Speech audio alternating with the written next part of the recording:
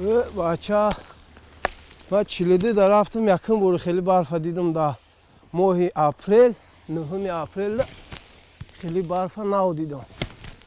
барфрезии шадиди камсобиқа дар нимаи баҳор сокинони Тоҷикистонро ғофилгир кард. дар ин фасли сол ки аксари долу дарахт дар Тоҷикистон гул карда ва ҳатто ғура бастааст, шиддати барф шумораи зиёди дарахтонро шикаставу ба ҳосили боғу киштзор зиёни сахт ворид кард. деҳқонон мегӯянд аз ҳосили имсола умеди зиёд надоранд. тамоми ҳамин боғ 116 гектар боғи ҳамин ҳосилтия ҳамаш ҳами хешид. пилусвай бо мана иҷада бо боғое ки имсол бояд ҳосил медодам ва ям ҳамаш ҳами хешид. барфи зиёд аслан дар водиҳо боридааст ки мавқеи асосии заминҳои кишоварзӣ ва боғпарварӣ аст.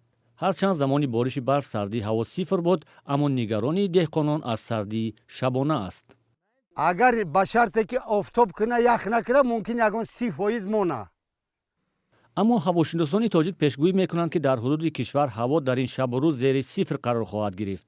сабаби якбора сард шудани ҳаво дар Тоҷикистон ва барфрезии шадид дар водиҳоро ҳавошиносон ворид шудани ҳавои намноки атлантикӣ ва анбӯҳи сард аз қисмати аврупоии Русия ба ҳудуди кишвар меноманд.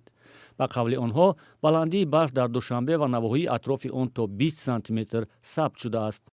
ҳавои ностувор дар шаҳри Душанбе то нимаи дуюми рӯз боқӣ мемонад. баъдан бурдани боришотҳо қатъ мегардад. инчунин дар вилояти Хатлон, дар вилояти Суғд ва дар кӯҳҳои тобеи марказ аллакай бурдани боришотҳо рӯзи 10 апрел қатъ мегардад ва дар водиҳои вилояти Хатлон, тобеи марказ ва вилояти Суғд бо сабаби соф гардидани ҳаво шабона 0.5 дараҷа хунук мешавад ва дар минтақаҳои кӯҳӣ бошад каму беш ҳавои сардӣ дар назар аст, яъне ки то 10-15 дараҷа хунукӣ дар назар аст.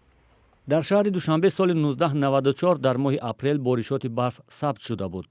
аммо ба қавли ҳавошиносон шиддати боришоти 26 соли қабл хеле пасттар аз барфрезии шаби 8 ба 9 апрели соли ҷорӣ набудааст.